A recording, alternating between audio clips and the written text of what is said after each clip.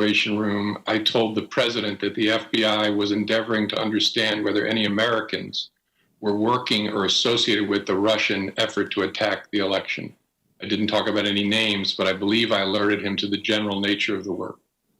Did you ever speak with President Obama or Vice President Biden about any aspect of the Flynn case? If so, what did you discuss? I remember the Flynn investigation coming up once. I think it was January the 5th, when President Obama held me back to urge me to do the case in the normal way and to let him know if there was any reason that he should not be sharing sensitive information about Russia with the Trump transition. I assured him that I would keep him informed and I would conduct the investigation in that way. During the January 5th, 2017 meeting between you, President Obama, Vice President Biden, Sally Yates, and Susan Rice, did you mention that Flynn's calls with the Russian ambassador appear, quote unquote, appear legit? I don't remember using that word. If I used it, I would have meant authentic and not fabricated. I wouldn't have meant appropriate. But I don't remember using that word. Okay, my time's up. Senator Leahy, I think by remote. Mr. Chairman, Leahy, are we coming through the hearing? you're good. Okay. Well, Mr. Chairman, I'm afraid listening to this from the beginning that this seems more like a political errand for President Trump's re-election effort, and perhaps for some others in the committee. I think it's offensive to all Americans who pay taxes. I realize the president does not. But the Senate apparently has no time to address the deadly COVID pandemic that's surging again. It's taken more than 200,000 American lives. Instead, it seems, Mr. Chairman, your party, Republicans, are obsessed with two priorities. First, a mad rush to confirm a Supreme Court nominee on the eve of a presidential election, just a few days before the Supreme Court will consider the Republican lawsuit to strip millions of Americans of their health care. And then, of course, to once again investigate the investigators who are charged with responding to Russia's brazen attack on our 2016 elections, and then candidate Trump's really brazen embrace of that attack. I've always thought of this as the Senate Judiciary Committee, and I've appreciated my 40 years on it, but I have never thought of it as either the Trump re-election committee or any other re-election committee. And we shouldn't be debasing ourselves this way. Now, Director Comey, you and I have known each other for a long time. You've served our country through both Republican and Democratic administrations. I expressed to you some of my strong disagreements with decisions you made as FBI director, but I also recognize you were placed in truly unprecedented situations. I've never questioned your integrity or your loyalty to the law and to the country. Now, whether Vladimir Putin is interfering in our elections or paying bounties to kill our troops or brazenly poisoning dissidents, it seems President Trump is incapable of publicly criticizing him. The Mueller investigation ultimately decided not to look into any financial relationships between the president and Russia, despite some on the team who believed that it'd be relevant to their central investigation. We now know that President Trump owes more than $400 million in debt to largely unknown sources. In 2014, the president's son said the Trump organization did not rely on American banks for financing. Instead, they received all the funding we need out of Russia. Now, that was a Trump statement, and not anybody else's. Now, you stated that you think it's possible the Russians have something over the president. Why do you believe that this is a possibility? Have you ever felt this way about an American president? I've never felt that way about an American president. And I don't know whether the Russians have something over President Trump, but it's difficult to explain his conduct, his statements in any other way. especially his refusal to criticize Vladimir Putin, even in public. And so it raises a significant question, and obviously the question is only deepened by disclosure, if it's true, of significant indebtedness. Enough to raise suspicions in your mind, based on your experience. Thank you.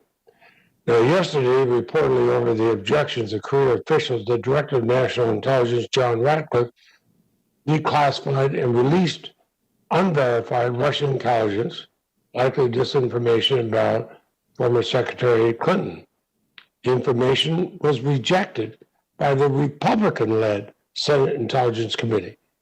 But Mr. Radcliffe has refused to testify in public about our own intelligence agency's assessment of global threats to the United States, including from Russia. Are you concerned, Mr. Comey, that intelligence leaders handpicked for their partisan loyalties are weaponizing intelligence by selectively releasing foreign disinformation and withholding credible U.S. intelligence assessments? I don't understand Mr. Ratcliffe's letter well enough to comment. It's confusing. It contains within it a statement, I think, that it's unverified information. So I really don't know what he's doing. I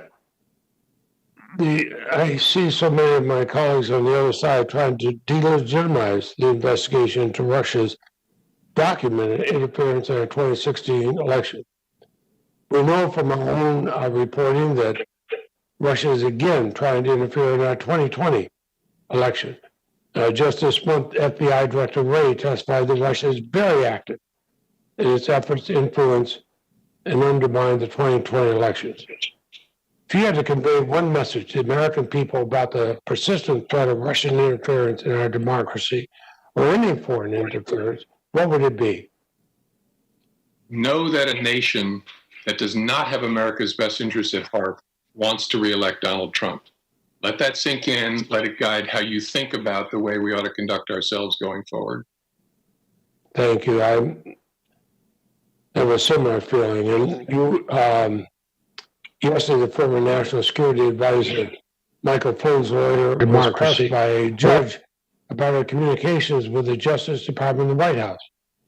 After initially trying and failing to claim executive privilege, and after making the argument for months that Flynn was not receiving special treatment, she revealed that she has directly talked to President Trump about the case, has asked him not to pardon Flynn. Astonishingly, she also revealed that she talked to a Trump campaign lawyer about the issue as well, as in part of the Trump re-election effort. Now, you once supervised this investigation. What does the disclosure mean for how the Trump administration politicizes its official law enforcement responsibilities? Well, again, I've watched this as a private citizen, read the pleadings in the court case involving former National Security Advisor Flynn, and I think the department's conduct in handling it is deeply concerning, best summarized by the retired federal judge who briefed the issue for Judge Sullivan in the District of Columbia District Court. It's deeply concerning because this guy is getting treated in a way that nobody's ever been treated before. Thank you very much. And Mr. Chairman, I may have, after hearing the other questions during this hearing, I may have some questions for the record. Absolutely, Senator Leahy. Senator Cornyn. Director Comey, is it appropriate for the Federal Bureau of Investigation to influence a presidential election? The FBI should do everything it can to avoid having any impact on an election of any kind, including a presidential election. Are you aware of the allegation against you that your handling of the Hillary Clinton email investigation, your press conference on July the 5th, your subsequent announcement that based on Anthony Weiner's laptop information that you were reopening that investigation in the run-up to the election? Are you aware of the allegation that you were responsible for Hillary Clinton's defeat? Yes, I'm aware of that allegation. Does that concern you? It concerns me whenever anyone has questions about whether the FBI is conducting itself in a competent, honest, independent way. Did you call the Steele dossier salacious and unverified? I called a portion of it that related to alleged sexual activity. I think that's the term I used to describe that. You did not refer to it as unverified? I think the term salacious and unverified, again, it's not all that important, but I think I reserved that for the sex part of it. The entire dossier was something we were trying to see if we could rule in, rule out. So the entire thing as to the FBI was unreviewed when it came in the door, and there was an effort to see what was true and wasn't true. Short of Inspector Horowitz's report, are you aware of any verification of the Steele dossier by the FBI? Sorry, Senator, I'm not tracking the question. I apologize. We got a comprehensive report from Inspector General Horowitz on the Steele dossier, but before the Inspector General's report on the dossier, which tells us a lot about what we know now that we didn't know then, did you know that the information that was reported by Inspector Horowitz that should have raised questions about the reliability of the Steele dossier? Oh, I see. I'm sorry. I learned a lot about the Steele material and the subsource interviews from the Horowitz report that I didn't know before then. Can you rule out the possibility that the Crossfire Hurricane investigation was predicated in part on Russian disinformation?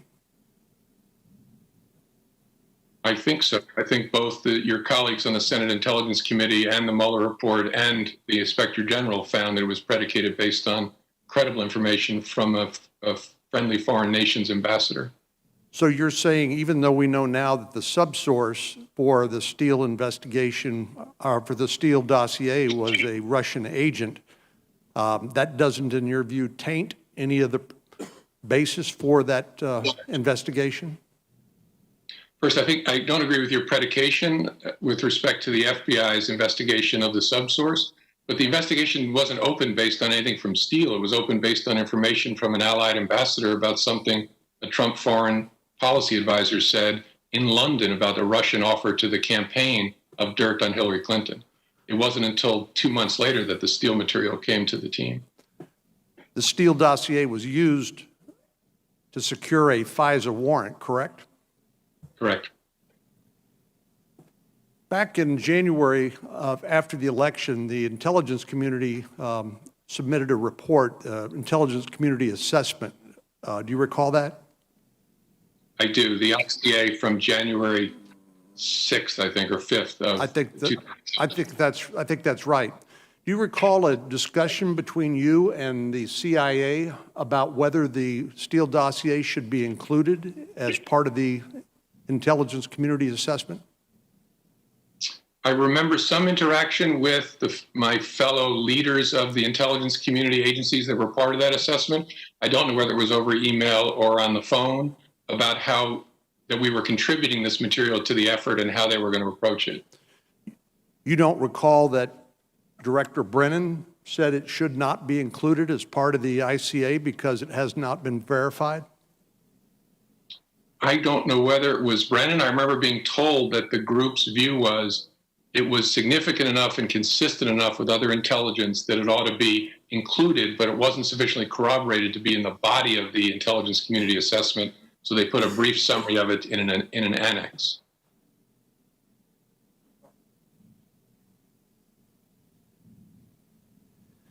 Mr. Comey, you're aware that when we try to reauthorize laws like the Foreign Intelligence Surveillance Act, which is essential to our ability to protect the national security of the United States, there are members of this body and people on the outside who question whether Congress should have that authority, the intelligence community should have that authority, because they think those tools will be abused.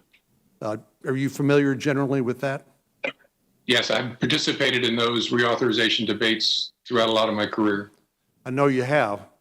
Does it concern you at all as a former leader in the intelligence community, as director of the FBI, that the questions that have come up as a result of the Horowitz Inspector General report, the information we know now about the flaws in the Crossfire Hurricane investigation, including the use of the Steele dossier, the inclusion of less than complete and accurate information by an FBI attorney as part of the predicate for that.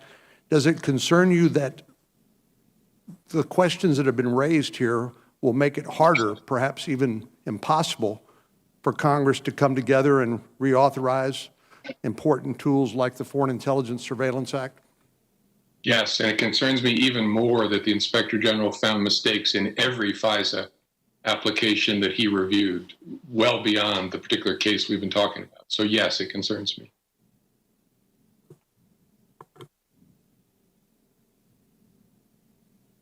Senator Durbin. Thank you, Mr. Chairman. Thank you, Mr. Comey. Mr. Comey, is personal debt an important consideration when an individual is seeking a security clearance? Yes. Why? Because a person's financial situation could make them vulnerable to coercion by an adversary and allow an adversary to do what we try to do to foreign government officials we find are indebted, and that is recruit them to our side. So it's a serious issue. Go ahead, I'm sorry. So it's a serious issue in any background review. So someone with substantial personal debt may be vulnerable to influence by a foreign adversary? Yes, a government official. Yep. Director Comey, it's been publicly reported that President Trump has a debt of over $421 million, personal debt, most of which has to be repaid in the next few years. My source, New York Times, September 27th. So as a general matter, are there serious risks when someone with hundreds of millions of dollars in debt, personal debt, has access, as the president does, to all of the country's classified and sensitive information? It's a serious concern when anyone seeking or with a clearance has that kind of financial vulnerability. I don't know the circumstances, particulars of the president's case, but in general, yes. If the president disclosed his income tax returns, we might be able to know a little more. Let me just say this. This is an important committee with a great history. I've said that before, and I mean it, and I can certainly point to many times in history where the Senate Judiciary Committee was the leading committee, investigative committee, when it came to the United States Senate. I think it is entirely appropriate that we are meeting today to discuss Russian influence on American elections. I can't think of anything more insidious than Vladimir Putin trying to affect the outcome of the American election and overruling the verdict of democracy by the American people. It is a great issue. It is an important issue. There's one problem. Today we're focusing on the wrong election. Today we're focusing on the election of 2016 instead of the election of 2020, the one that is merely 5 weeks away. FBI Director Wray testified earlier this month that Russia is, quote, very active in the 2020 election. Director Wray said Russia is exerting, quote, malign foreign influence in an effort to hurt the Biden campaign. Direct quote. That would seem to be something that the Senate Judiciary Committee might be interested in. Not only that there's a possibility of interference with the American people voting for President of the United States, but that interference comes from a foreign source, Russia, and they really have their favorite in the race, and their favorite appears to be the incumbent president. And yet we are not taking a look at that today. We are going back on a trip down memory lane to 4 years ago to decide whether or not certain documents were handled properly, and I will concede the fact some were not. But let's be honest. If we were doing our job, we'd be talking about the 2020 election, whether American law is adequate to discourage the Russian intervention, and what steps we are taking as a nation to protect the integrity of the election process. We are not doing that because the agenda here is all about a dossier written 5 or 6 years ago. Well, that may be of interest to some, but not to most of the American people. And I think it really comes down to some fundamental questions. Why, if we are embarking on this escapade into 2016 and what preceded the Russian interference in that election of 2016, Why did we decide as a committee on a partisan basis to reject my effort to include subpoenas of Trump campaign manager Paul Manafort and a Russian agent Konstantin Kilimnik? If we wanted to know everything about 2016, why wouldn't we subpoena them? But yet, on a partisan roll call, this committee decided not to. Not interested. Don't want to get into probing it. We have lots of questions today of Director Comey as to whether he read every document, when he read it if he did, what impact it had on him. But when it came to these two key witnesses whose names appear over and over and over again in the Russian interference of the 2016 election, this committee, on a partisan roll call, rejected my effort to extend subpoenas to these two individuals. Is there some information we don't want to know from those two people? I think there's a lot of questions that have gone unanswered. I also want to make it clear this notion about the Steele dossier. Let me ask you this, Director Comey. Was the Steele dossier the reason that the FBI began looking into Russian interference in the 2016 election? No. Are you aware, Director Comey, that none, not one, of the 37 indictments and 199 criminal counts resulting from the Mueller investigation relied on the Steele dossier? I have read that. I think that makes the case that all of this attention on the Steele dossier, as fascinating as that document may be, did not have direct relevance on the conclusion that the Russians were interfering in the 2016 election or the indictments that followed from the Mueller investigation. If I may, thank you. I'm sorry. My time up? No. Oh, thank you. Let me ask, if I might, on a statement made by the Attorney General. Let's see if I can find this to be sure I got this accurately. On May 18th, Attorney General Barr gave a quote at the Department of Justice press conference. He said, "What happened to the president in the 2016 election and throughout the first 2 years of his administration was abhorrent. It was a grave injustice. It was unprecedented in American history." The Attorney General went on to say, "The law enforcement and intelligence apparatus of this country were involved in advancing a, quote, false and utterly baseless Russian collusion narrative against the president," end of quote. Then he went on to say, "The proper investigative and prosecutive standards of the Department of Justice were abused, in my view, in order to reach a particular result." Director Comey, would you comment on that statement made by Attorney General Barr about the men and women in the Justice Department? He says that a lot. I have no idea what on earth he's talking about. This was an investigation that was appropriately predicated and opened, that had to be opened, and that was in the main conducted in the right way, picked up by the special counsel, led to the indictment of dozens of people, and a finding by your colleagues in the Senate that the head of Trump's campaign was a grave counterintelligence threat to the United States of America because he was funneling information to a known Russian intelligence officer. The notion that the Attorney General believes that was an illegitimate endeavor to investigate that mystifies me. Thank you, Director Comey. Thank you. If I could just respond a bit to what Senator Durbin said about the committee. I'm not here to suggest that the Russians did not interfere in the 2016 election. They did. Would they try to interfere in 2020? They would. They are.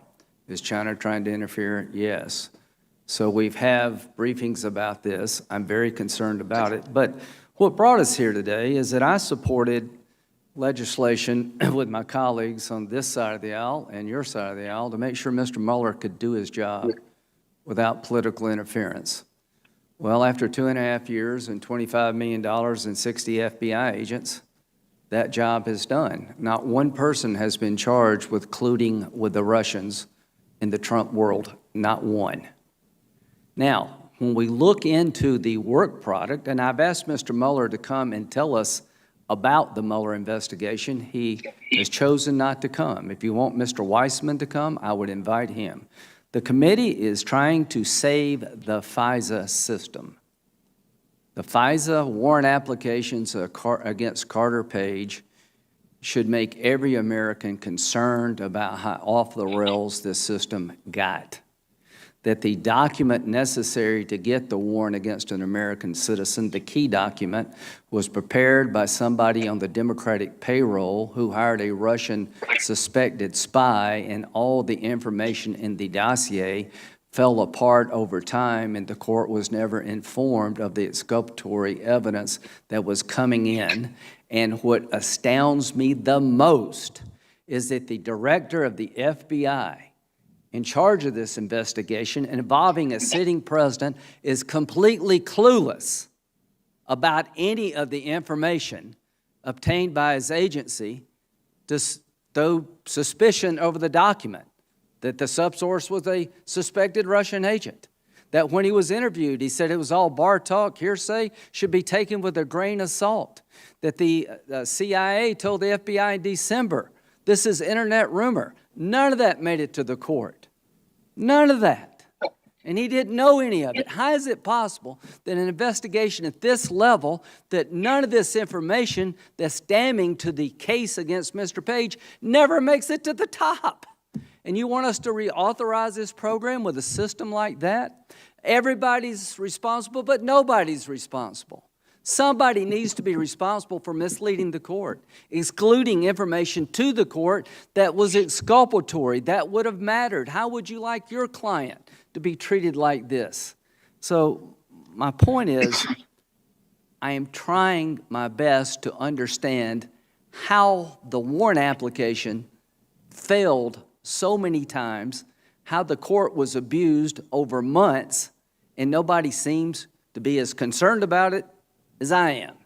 Well, count me in about being concerned about Russian interference in 2016 and 2020, but if this committee does nothing else, it is up to us to find out how it got off the rails, how an FBI lawyer could doctor a document that was exculpatory to the subject of the investigation, be charged with a crime. How could that happen?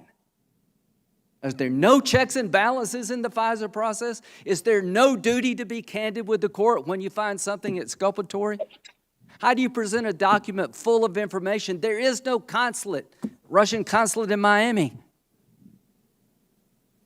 You had information, the whole sexual escapade thing was Russian disinformation, and it never made it to the court. How are we supposed to trust this system without fundamentally changing it and holding people accountable?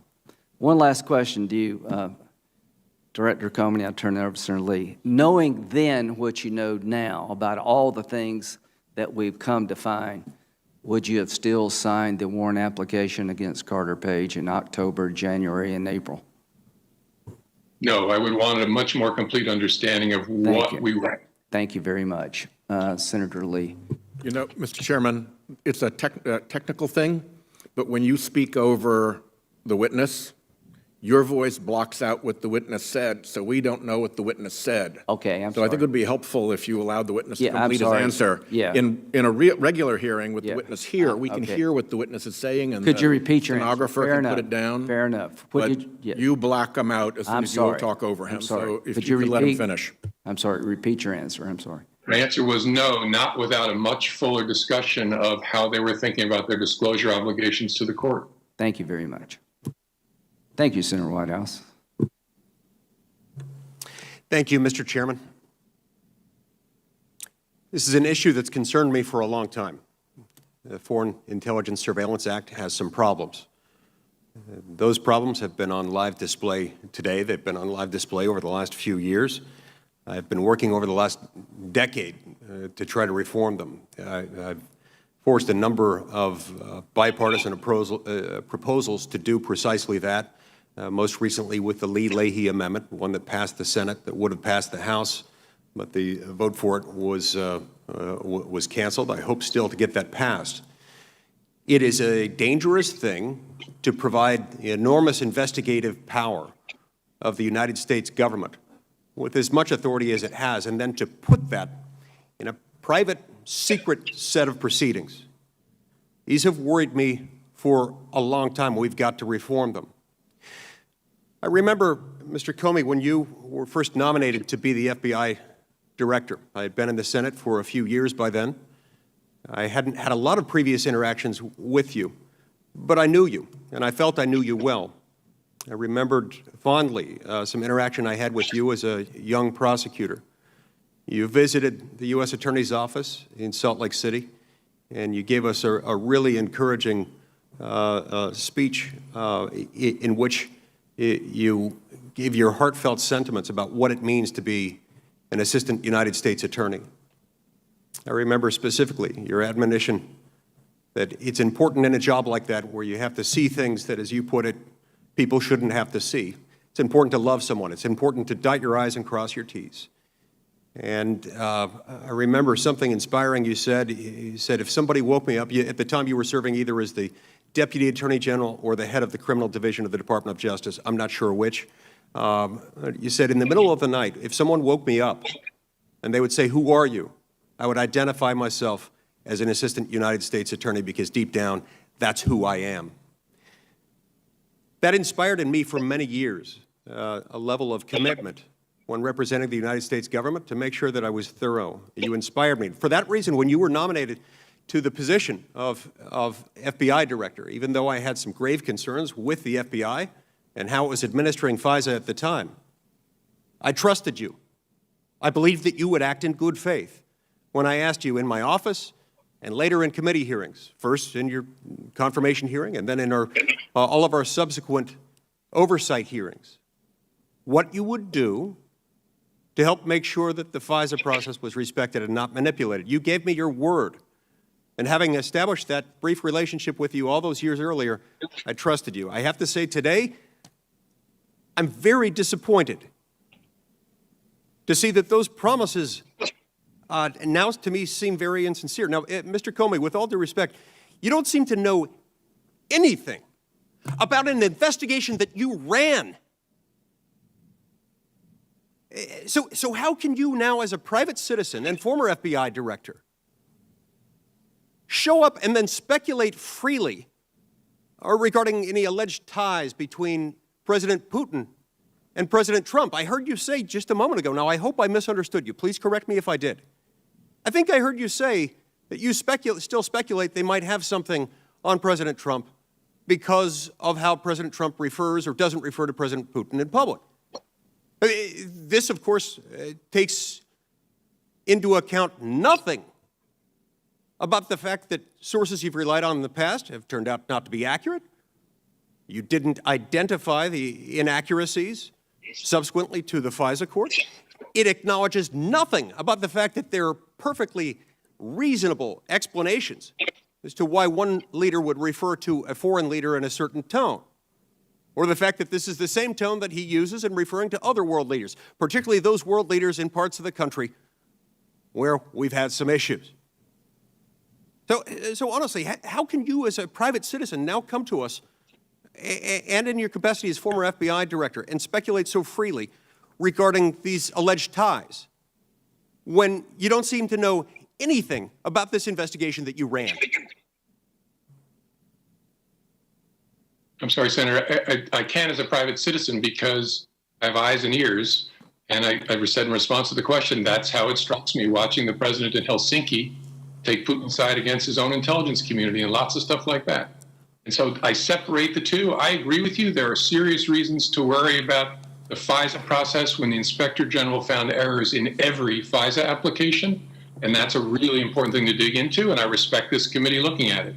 And so that's how I think about those two things. Okay. I'm glad to hear that we share that in common. That's something we can build on. That's fantastic. But why do you not think that you had a duty to provide all the information to the Foreign Intelligence Surveillance Court? I mean, you signed the renewal application, did you not? I signed the certification, which is very narrow. Got it. What does that mean? What the heck does the certification mean? If you weren't required to know, and in fact did not know what was in there, and if you didn't have any duty to provide all the information to the court, what does that certification mean? Well, I was trying to say, Senator, when you started speaking again, the certification is narrow that the FBI director has to sign. But that doesn't change the fact that the FBI has a duty of candor, of heightened candor to the FISA court, and it wasn't met according to the Inspector General here. That's a separate question from whether the FBI director should have been briefed on the individual portions of the Carter Page investigation. I know people care about that. Much more important, why were there material omissions, not just in this application, but in all the applications that the Inspector General looked at? So I think that's a really important question. Okay. We have to remember that the only reason, the people who did this, I'm confident, number one, that the circumstantial evidence suggests that there likely was a political motive. In fact, one of the reasons that we know that is that in various documents that we've obtained, we can see political motives coming into consideration. But in many instances, those individuals didn't believe they had any chance of getting caught. They believed Hillary Clinton was going to win. Had she won, in all probability, none of this would have come to light. How should this strike the American people, the average American citizen, knowing that any American citizen could get caught into the same type of trap, could become the subject of an investigation rooted in the Foreign Intelligence Surveillance Act? It would never come to light. If in this circumstance, where there was always a possibility that it would come to light, and it did come to light because the individual who was connected to the investigation became elected president of the United States, despite the best efforts or perhaps the expectations of those conducting in the investigation. How should they have any confidence in the FISA process when certifications were provided, but the full information wasn't? When the duty of candor to the court wasn't met? When no one seems to take accountability for anything, and this entire process is handled in secret with a malleable standard, leaving it almost without accountability? Should the American people have any confidence in the Foreign Intelligence Surveillance Court or in those government lawyers appearing before it? I'm not going to address your long preamble, which I have a significant disagreement with. The American people should always want to know how the government's power is being used, especially when it's being used in secret. How is it checked? How is it overseen? How is it balanced? And we know, because you've been around a long time too, that periodically we discover problems in any ex parte process. The American people should have confidence in the oversight of the Inspector General especially, and of this committee and your counterparts in the House to demand those answers. I think that's totally appropriate. Okay. Mr. Chairman, I see my time's expired. You don't install a wasp nest in your child's bedroom and then express surprise when the child gets bitten by wasps. Stung. You don't adopt an ex parte process and then express surprise and outrage when it goes completely unsupervised and off the rails. This is an issue that's neither Republican nor Democrat. It's neither liberal nor conservative. This is a constitutional issue. This is a moral issue, and we've got big problems. We need to pass the Lee-Leahy Amendment, and we need to reform or eliminate the Foreign Intelligence Surveillance Act. Thank you. Senator Whitehouse. Thank you. Mr. Chairman, I am particularly sensitive to the problem of selective declassification because I had to go through being on the receiving end of a lot of selective declassification during the Intelligence Committee's investigation of the torture program. And I will tell you, it is extremely frustrating to have information declassified, in that case out of the White House, that you know can be exploded, completely blown up by other information, but that other information hasn't been declassified, so you can't answer the false implication from selectively declassified information. So from that background, I am really concerned that we are treating this Ratcliffe letter as something at all serious or credible. And Mr. Chairman, I hope very much that nobody from this committee had any hand in generating this letter. We are recipients only, I hope, because if we had any hand in this, that's a real problem. I will point out that with respect to allegation, bullet 1, talking about tying Trump to Putin and the Russians hacking of the Democratic National Committee, that's actually an established fact.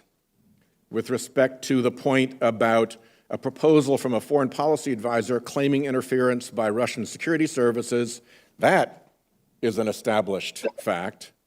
And the U.S. presidential candidate Donald Trump and Russian hackers hampering U.S. elections is also an established fact. So what else you have around here is what looks like just something that got spun up by a political appointee and is now being offered through this committee as having any credibility. And I think that it's this rings just innumerable bells about the dangers of selective declassification. So there's topic one. I've got a problem with selective declassification in our proceedings here. Second, I've got a big problem with access to documents. You and I have talked about this. You know that I've made public statements about how the FBI appears to have had a policy, for damn sure a pattern, of refusing to answer questions, refusing to answer QFRs, and many cases to Republican senators, but for sure to Democrat senators. You took that claim seriously enough that you organized a meeting for me with the Deputy Attorney General to explain this policy or this pattern of not answering questions. That was on June 15th, as I recall, and here we are nearly into October, and you know how many answers I've gotten since that meeting? Zero, none, not a single one. So when it comes to our questions, it looks like it's a total stonewall. In this case, on this matter, the DOJ has given the chairman unprecedented access to information, including deliberative documents, stuff that they wouldn't give us even if they were answering our questions, and classified information, which usually is a mare's nest to get through. 18 separate productions of highly sensitive documents totaling 1,550 pages. So this particular question seems to be getting high-speed special treatment out of the DOJ, when in other areas we get a complete wall of silence and shutdown. And the last is, I'm told that there were even private briefings to Republicans only on this matter in which Democrats were not invited to participate. Again, if that is true, a combination of selective declassification, dishonorable and unfair access to documents, and partisan private briefings does not get us off to a good start, going back to my letter to you of June 4th about the hazards of this investigation. So I just needed to say that. I agree with you, Mr. Chairman, that it is worth looking into the question of what is wrong with the FISA process that allowed these repeated errors to happen across a whole array of cases. But it's also interesting to read the Gleason brief, where a retired federal judge, on behalf of a federal judge, accused the Department of Justice under Attorney General Barr of running political errands for the president in order to protect a political supporter and friend of his, Mr. Flynn. And we have exactly zero attention being paid to that. That is a fairly serious matter of interest, I think equivalent to the matter of interest in FISA, but nothing. The current FBI director is talking about present Russian interference in this election right now as we speak to try to get President Trump reelected. Where's the hearing on that? Where are the documents on that? Where's the declassified material on that? None of it. And, you know, I'll go back to what I considered, because I don't have any information because the FBI has given me none, what appears to have been a bogus tip line in the Kavanaugh investigation. Maybe it was, maybe it wasn't, but a question about whether that was a bogus tip line, I think, is something that is worth answering. And yes, it is important that the FISA process was abused, but if an FBI investigation was abused in the Kavanaugh hearings, that's also an important matter.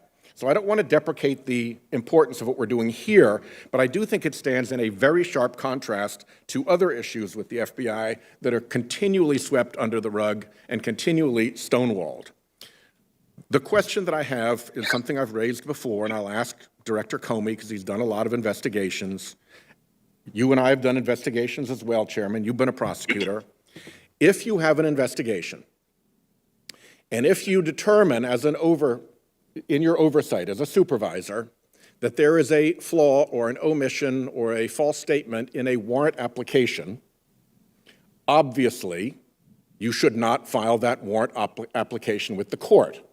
The problem is that the committee's questions on the Republican side have always ended there. You would not sign the warrant if you knew that was the case.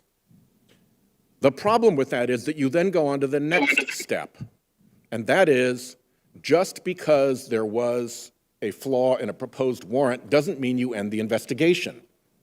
You're nodding your head. We both agree. At the end of the day, what you then do is you go back and you look at whether the investigation was otherwise predicated with all the falsity or whatever removed and everything accurate that needs to be in there done. And if then the investigation was otherwise predicated, and if then there was otherwise probable cause to continue, Director Comey, do you not then proceed with the investigation with a cleaned-up warrant rather than let somebody get off scot-free because of an error that never reached the court? You'd certainly want to go through, I think that's called the Franks process, to understand whether you still have sufficient basis to establish probable cause with the mistakes and omissions corrected. And that is standard FBI practice, correct? Standard prosecutorial investigative practice across Across the the nation. board. Thank you. Hey, respond and turn it over to Senator Cruz. Number one, Senator Whitehouse has reason to be concerned about some testimony given in the House by a Department of Justice official about environmental policy. And we will keep plugging away with me and you and Senator Lee because this is a legitimate inquiry. Just to be clear, Chairman, yes, I'm very concerned about the antitrust investigation and who was behind it and why it seemed to violate so many rules and norms. Yes. And when we get around to Senator Lee and Senator Klobuchar's antitrust investigation, which was supposed to be today but has been, I gather, indefinitely postponed, I would hope that we have those documents. But the list that I gave to the Deputy Attorney General of all of the QFRs that I've not had answers to and of all of the questions and letters I've not had answers to goes well beyond that one issue of the Del Rahim investigation of fake investigation, and it would seem, but we'll see, of the auto companies. Yeah. And just to make it clear to the public at large, because the Carter Page warrant application was incredibly flawed, doesn't mean you can't look at other things. The question for me has always been, okay, let's look at all things Trump. In the dossier, they accused Carter Page as having a relationship with Manafort, and that's where he's passing all this information. Carter Page never talked to Manafort. That's things that the court should know, allegations being made. We now know that the dossier was a result, at least in part, of Russian disinformation, that the FBI took Russian disinformation from a political party, paid for by a political party, and got a warrant against an American citizen, and that's pretty stunning. And we got to do something. Somebody needs to go to jail or get fired over that. Now, the question has always been, did the FBI have the same zeal looking at Trump? Let's put it this way. Everything Trump got looked at. People's lives were turned upside down. $25 million was spent, and nobody's ever been charged with colluding with the Russians on the Trump side. Was there any suggestion maybe the other side was involved in trying to create a Russian-Trump problem for political purposes? We know that Christopher Steele was on the payroll of the Democratic Party. We know that he was working for Fusion GPS. We know that his primary subsource was Igor, the Russian spy. If they were willing to do that, would they be willing to do more? We know in July there's an intercept out there from Russian intelligence analysts that the Clinton campaign is concocting a strategy to tie Trump to Russia. All I'm suggesting is, did they look at that? And Director Comey has told me he doesn't remember getting an inquiry from the intelligence community about a September concern about the Clinton campaign trying to change the subject from the server to Trump Russia. He doesn't remember that. So what kind of system do we have? We look at all things Trump all the time, and when we get exculpatory evidence, we keep looking. When we told it's not reliable, we keep using it. And when there's suggestions that the other side may be up to no good, we just ignore it. That's why the Radcliffe information is important to me. I haven't been privately briefed by anybody, but I'm beginning to understand there was a two-tiered system here. When it came to Trump, there were no rules. Plow ahead, ignore everything, lie if you need to, alter documents. When it came to Clinton, it seems to be a completely different standard, knowing that the campaign had on its payroll a foreign agent who hired a Russian spy to get dirt on Trump. That is the concern I have, and we can't live in a world where you turn the world upside down against one campaign and give the other campaign pretty much a complete pass regarding Russia. Mr. Chairman, Cruz. since you've responded to me, may I have a moment back to you? Yes, you may. I'll be brief. The only thing I will say is that if you look at the Radcliffe letter, The only thing that it really says is that if it's to be believed at all, there was a plan within the Clinton campaign to point out that Trump and the Russians were scheming in the election, or the Trump campaign and the Russians were scheming in the election. Okay, great. So that predicated fact seems actually to be established truth if you believe the SSCI report and if you believe what Director Wray is saying right now and what the FBI has said all along. So it's really hard to call a campaign's effort to blow the whistle on the other side's communications with Russia and Russia's efforts to support that candidate with the actual efforts to do that. I mean, they're not the same thing. Thank you. I have a completely different view of what this... Okay, but you had a chance to say yours. You gave me the No, chance no, to that's say mine, fair. and I'm grateful to It's you. all fair. I'll yield back, and I thank you for that courtesy. All I know is that the CIA felt Obama needed to know about this, and I take it completely different, that this was an effort by the Clinton campaign to tie Trump to Russia, not because of anything they found, because that was part of their political strategy. Senator Lee, you want to say something? Yeah, since the antitrust subcommittee was brought up, I just wanted to respond to that point. As you know, Senator Whitehouse, we had originally scheduled the oversight hearing for today. Because of this conflict with this hearing today, that couldn't occur. I've been in constant contact with Assistant Attorney General Macon Delrahim, who is an outstanding lawyer, one that I've known for 20 years and who I trust. Now, I know you and I perhaps see that differently. Macon Delrahim is eager, not only willing, but eager to come and testify, and to set the record straight again on these issues. He has, in fact, responded to your letter. I don't know whether you've read that response yet or not. He also told me last night, I believe there are more documents that he's either just sent you or about to send you.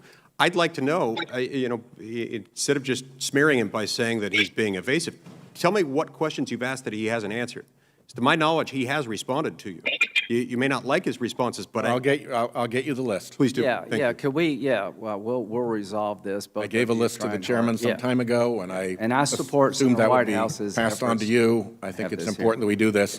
And I don't want to be in a situation in which he comes in and I don't have the chance to do the preparation for a meaningful hearing. Yeah, I totally get that. Mr. Chair, maybe you can help us get this hearing, being the ranking on that subcommittee, because I was willing to do it tomorrow. I'd be willing to do it any day next week. It looks like we're going to be back. We'll be back. Both Senator Whitehouse and I are going to be back the week after that for the Supreme Court hearing. I just think it's really important that we go forward. There's major tech investigations going on, and we were going to have both the head of the FTC and the head of the Antitrust Division. So I hope we can schedule this. I thought it was really unfortunate this got canceled because of this hearing. Yeah, well, I think this hearing's important, and I agree what you're warning is important, and we'll get there. Somehow we'll get there. Senator Cruz. Thank you, Mr. Chairman. Returning to Mr. Comey. Mr. Comey, you testified earlier today that you have concerns whenever the FBI doesn't operate in a, quote, competent and honest way. In your judgment, was the way that the FBI handled the Russia investigation, the surveillance of the Trump campaign, the Carter Page FISA application, the Michael Flynn investigation, was that handled in a competent and honest way? First, Senator Cruz, there was no, to my knowledge, surveillance of the Trump campaign. I think the overall investigation of the Russian interference and whether Americans were associated with it was conducted in an honest, competent, independent way. Okay. So, Mr. Comey, you're saying it's competent and honest. I assume you've read the Horowitz Inspector General report, which found 17 significant errors or omissions in the Carter Page FISA application. So, in your view, 17 mistakes lying to the court is competent and honest? Well, I've read the report. I don't believe he concluded there were lies to the court, but there are significant and important failings in the way in which the Carter Page FISA was prepared and renewed. All right, Mr. Comey, let's go directly to lies. The Inspector General report concluded that Mr. Klein Smith, an attorney who worked for you in the FBI, deliberately altered an email. He had emailed the CIA to ask if Carter Page was a source. The CIA came back and said, yes, he was a source. And Mr. Kleinsmith, your lawyer, altered that email to add the words, not a source, to make the email say precisely the opposite of what the CIA said. And that fraudulent document was then used as a basis for a fraudulent submission to the FISA court. You believe that is honest and competent, Mr. Comey? I don't believe you've offered an accurate summary of the Horowitz's findings. Mr. Comey, I have the report right in front of me. Page 254 describes how the lawyer, specifically the words, and not a source, had been inserted in the response, directly reversing what the CIA says. Was it practice in your FBI to fraudulently alter evidence that you submit to federal courts?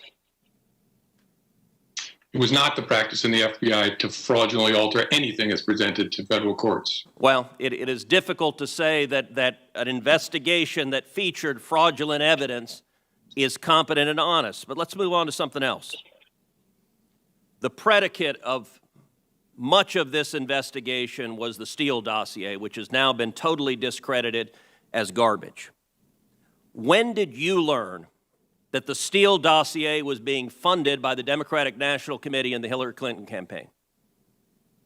Again, I believe your predicate is inaccurate, but I first learned of the Steele dossier in late September of 2016 and understood that it was funded by political opposition to President Trump, or candidate Trump. I didn't know the specifics of which part of the opposition, but I knew that it was political opposition research funded. When? When did you learn that? I think about the time I was briefed on it, so about the same time, probably third week of September. So you were personally aware that the political opposition, whether the DNC or Hillary Clinton or whatever campaign bucket it was coming from, it was the opposing party that was funding it. You were specifically aware of it in September. Why didn't you tell the FISA court? Why did you omit that over and over and over again on applications you submitted? Didn't the court deserve to know that? My recollection is the FISA court was alerted to the possibility that it was a politically biased reporting. Your recollection is false. The FISA court was not told that it was funded by the DNC. That's one of the omissions that your FBI did repeatedly to the federal court. All right. Go ahead. That's not what I just said. So what did you just say? I said my recollection is the court was alerted that there was potential political bias in this reporting. Political bias is different from saying it was funded by the Hillary Clinton campaign. You just testified to this committee. You were specifically aware of that, and yet you repeatedly did not inform the court of it when you were getting an order to essentially weaponize the Democratic opposition research. All right, next question. When did you learn that the primary subsource, so the basis for this garbage Steele dossier, was a suspected Russian asset?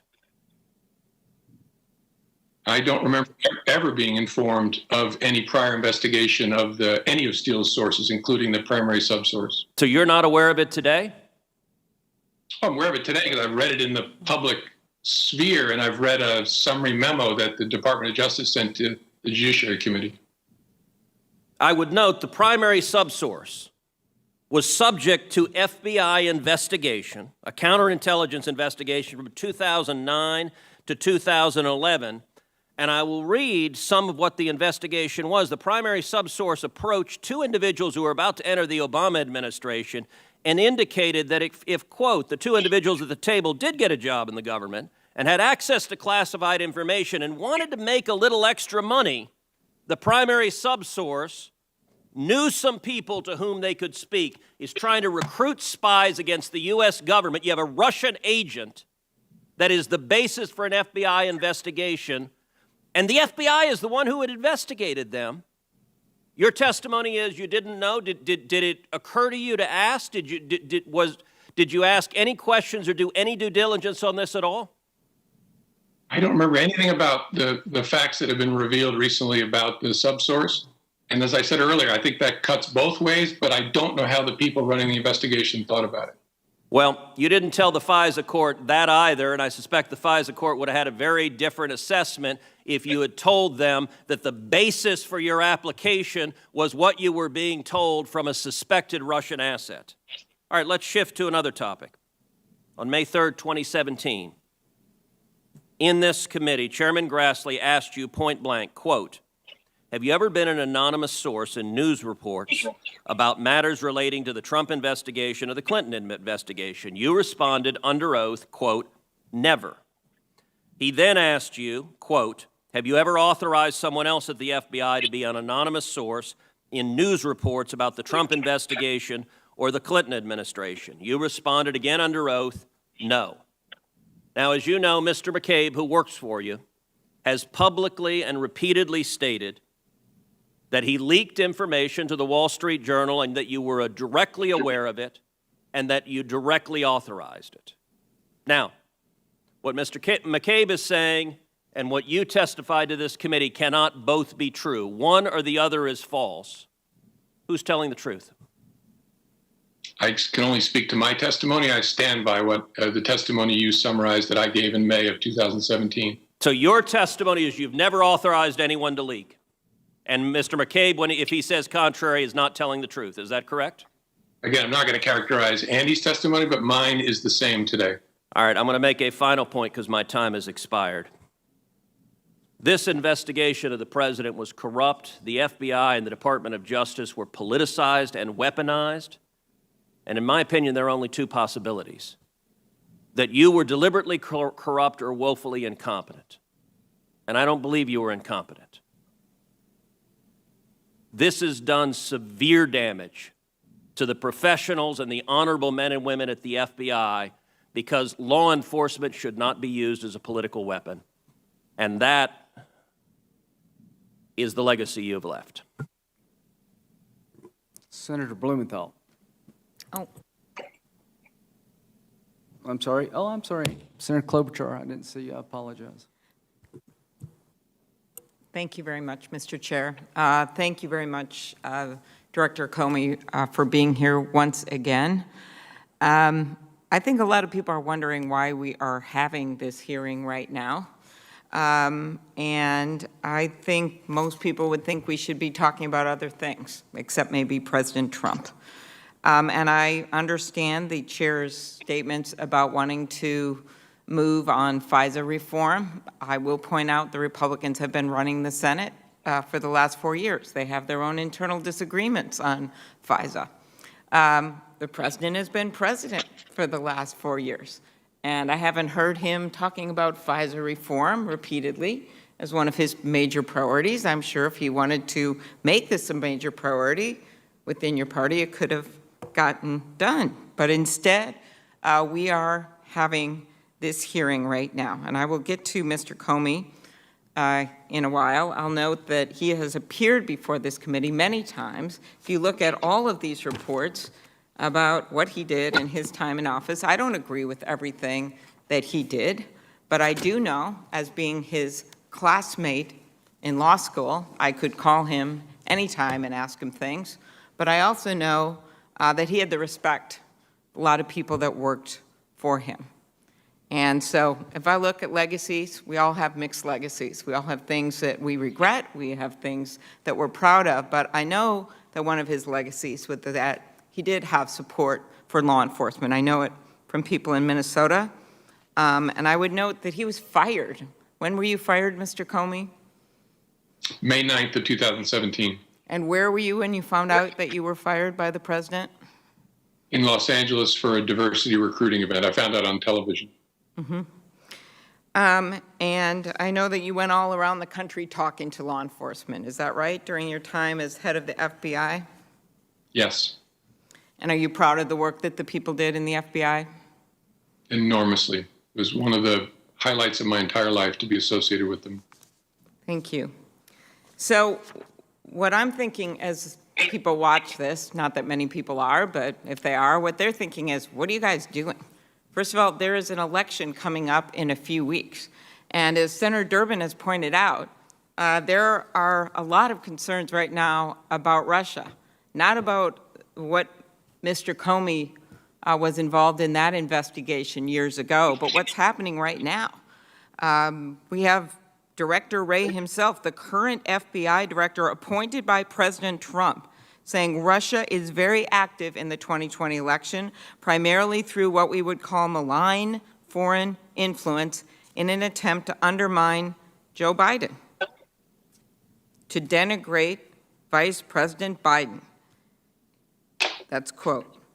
Mueller, we know this, the Russian government interfered in the 2016 election and the Trump campaign knew about it. We know that we have Director Coates saying that Russia is the former Director Coates is the most aggressive foreign actor, no question. Quote from Coates, former senator here, the warning lights are blinking red again. And then we have the CIA World Intelligence Review. We assess that President Vladimir Putin and the senior-most Russian officials are aware of and probably directing Russia's influence operations aimed at denigrating the former U.S. Vice President, supporting the U.S. President, and fueling public discord ahead of the U.S. election in November. So that's the hearing that we should be having right now. Or, as was pointed out by Senator Whitehouse, we could be having the hearing we were supposed to be having right now, which is the head of the Antitrust Division of the Justice Department and the head of the FTC. Well, we've got fraud going on during this pandemic. We could be asking them about innocent people being hurt. We could be asking them about, as Senator Whitehouse has pointed out, what in the world is going on over at the Antitrust Division, why they devoted so many resources to marijuana mergers. And we could be asking them the results of their tech investigations, which is now basically 20% of the stock market. Those are pretty important things. Or we could, instead of being here rehashing this of someone who is asking someone who is fired from their job by the president along with so many other people, we could be trying to figure out what we should be doing for the American people during this pandemic. 850 people a day, 850 people a day dying from the coronavirus. 800 businesses close every single day. But here we are rehashing this. So to me, if anyone watched that debate last night, since I believe that's why we're having this hearing, because we're just a few weeks out, we may as well be pretty blatant about it. If anyone watched the debate tonight and saw last night and saw the president in all of his heckling glory, I think what they saw was someone who is trying to undermine our elections, spreading falsehoods about voting by mail, when in fact so many people in this building and Republican governors across this country have said it's perfectly safe to vote by mail. Refusing to condemn white supremacy in front of the entire nation. That's not something you clean up the next day. All of this is done to wreak havoc right before an election. So that's what I think we should be talking about today, but instead we're here with you, Director Comey, so I will ask you some very quick questions. When you were FBI director, did you become aware at some point prior to the 2016 presidential election that Russia launched a sophisticated effort to disrupt and interfere in the U.S. election? Yes. And as the FBI and intelligence agencies were learning about that threat, did you also become aware of efforts by the Russians to pass information to the Trump campaign that they believed would be helpful? Yes. Is it true that there were more than 120 contacts between the Trump campaign and individuals linked to Russia? I think that's the number I recall from the Senate Intel report and the Mueller report, somewhere in that area. Do you agree with the Trump administration intelligence officials that I just quoted, including your successor at the FBI that President Trump appointed, that Russia is emboldened and trying it again?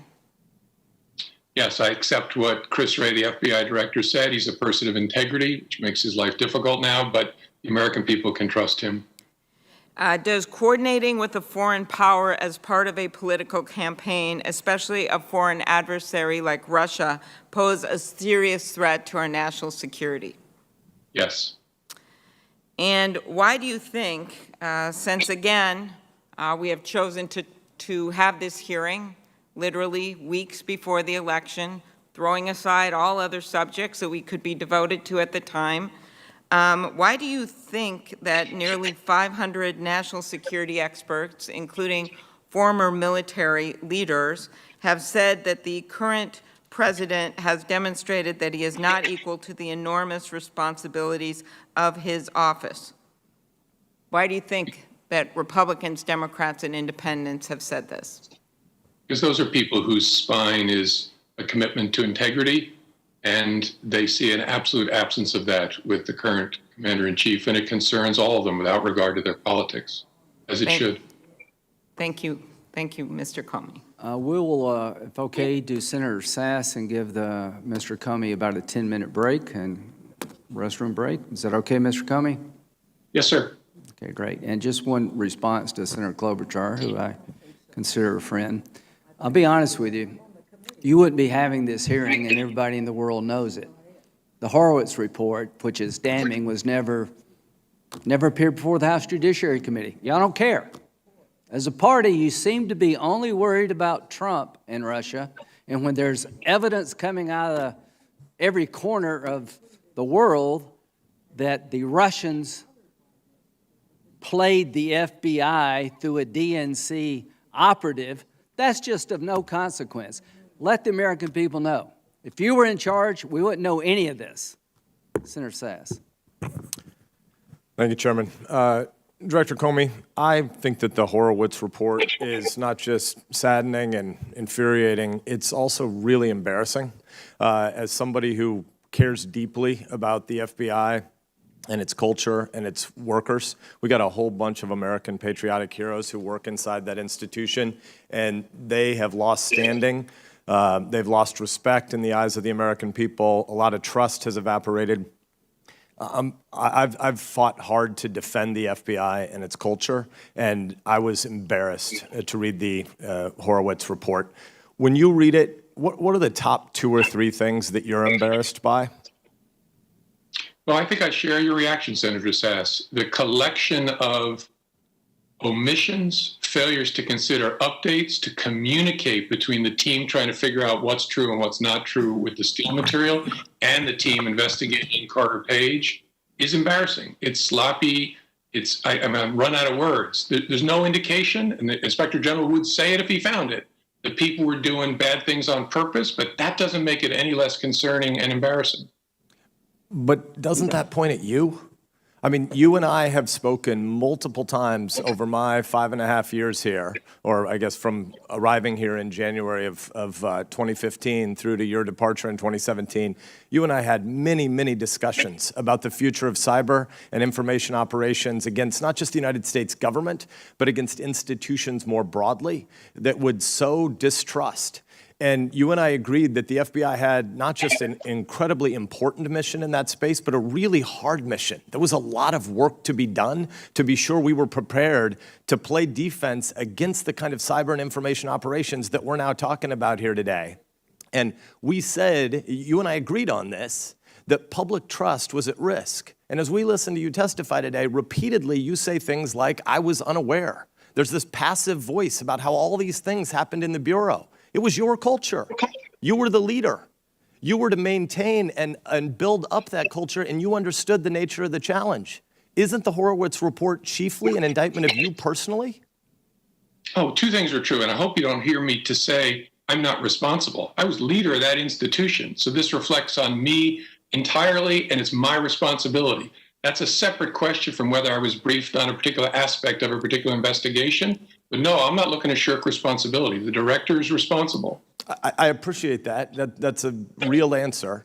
But my question wasn't just about the particular investigation that's the headline of today's hearing. It's that the IG Horowitz's report talks about a FISA process that is riddled with errors. Every single place they looked, it was crap. You were in charge. How is it possible that the FISA process is that bad?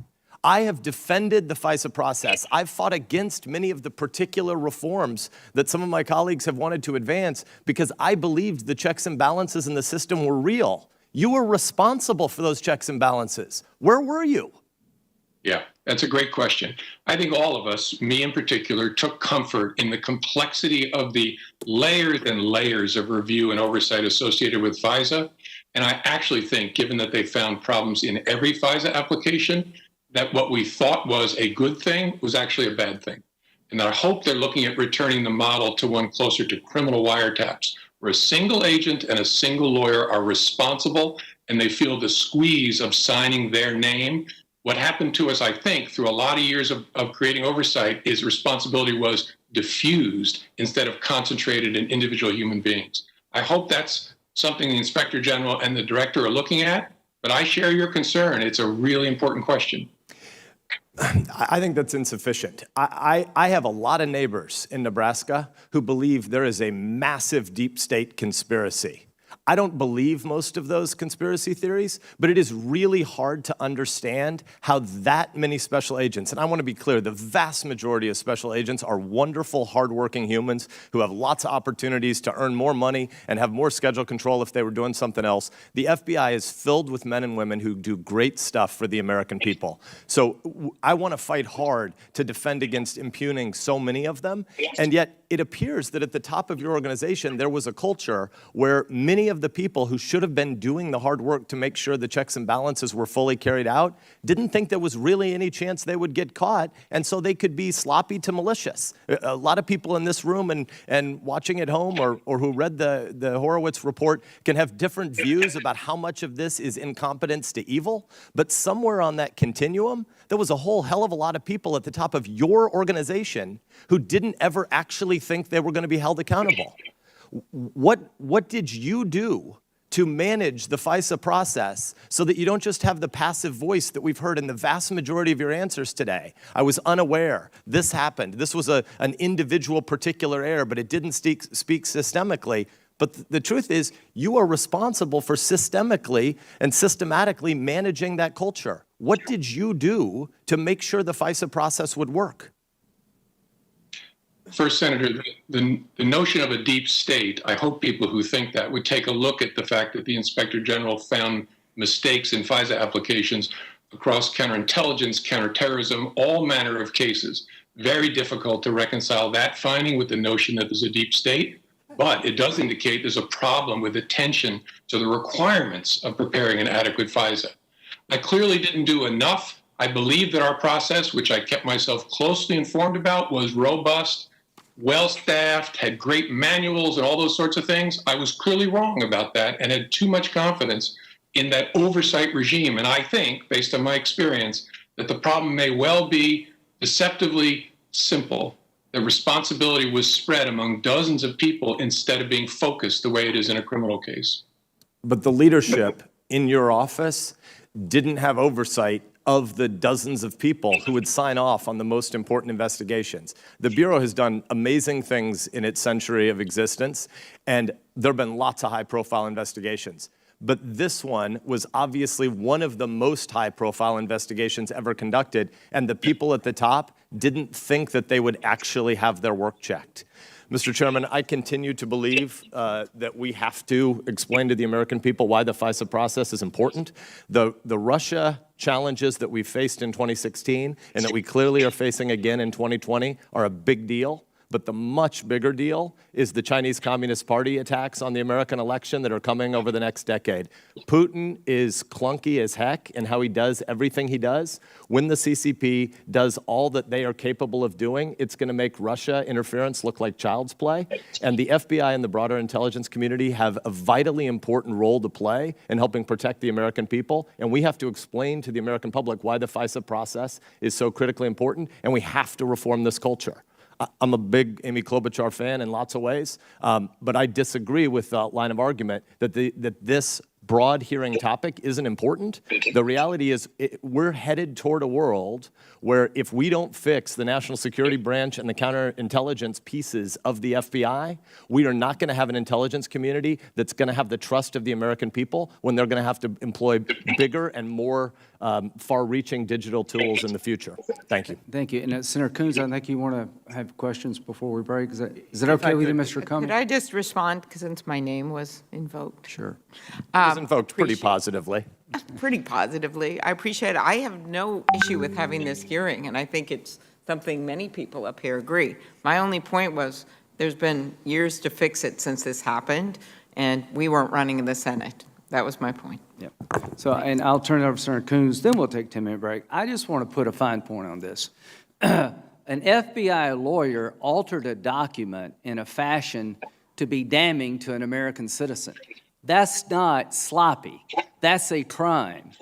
And when does it become obvious to anybody that the people in charge of Crossfire Hurricane had a deep-seated bias against Trump? They thought he was an idiot. They thought his supporters were smelly.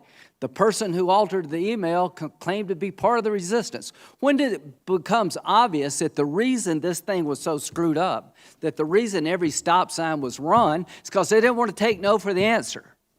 That is obvious to me. That's not in every other FISA application. There are problems with Wood's procedure, but we haven't found one where a lawyer altered the document, and every time there was exculpatory information, it was withheld from the court. And what kind of system is it that the FBI director has no clue about the most important investigation maybe in the history of the FBI? If you want to believe that and just write this off, I think you do so at your own peril. And Mr. Chairman, just to underscore your point, every one of the 17 material omissions was against President Trump and against the campaign. They weren't random. They were all politically oriented against the president they were trying to take down. Senator Coons. Thank you, Mr. Chairman. Thank you, Mr. Comey, for your testimony today and for engaging with us in this vigorous and thorough review of matters that occurred now 4 and 5 years ago, but that remain relevant and important. But I want to remind all of us the context in which this hearing is taking place. We have 34 days to our presidential election. More than half the states have already started voting. We're in the middle of a pandemic, an economic crisis, a time of heightened racial tension and concern about criminal justice. And instead of dedicating the next week or two to finalizing a next round of COVID relief, we're going to be spending our time, at least here, not looking at election security for 2020, not dedicating our time to a next round of pandemic relief, but participating in a rushed and partisan process to confirm a next Supreme Court justice. It is important to remind folks that our elections are being attacked at this very moment, that we know from recent testimony by the current FBI director that there continues to be a foreign interference in our elections. And so I think at some level there is irony in light of the fact that last night we had a presidential debate in which our currently serving president said and did things to undermine some of the legitimacy of our upcoming election. Let me start with just a few questions about that, if I might, Mr. Comey. Current FBI Director Wray has said the FBI has not seen evidence of any coordinated voter fraud effort. Over 30 million people voted by mail or absentee 4 years ago in 2016. In your time as FBI director, did you see any evidence of widespread or coordinated voter fraud? No. And last night, repeated allegations were made by President Trump of mail-in voting being subject to widespread fraud. Do comments like this work to undermine democratic legitimacy and in any way serve the interests of our opponents who are seeking to spread disinformation and attack mail-in voting? Well, I don't think I'm qualified to respond on the particular comment. Obviously, our adversaries, especially Russia, have as their primary goal dividing us and dirtying up the democratic enterprise. Let me just say to the core issues that have been discussed and debated here, I've joined Senators Leahy and Lee in an amendment to try and promote FISA reform.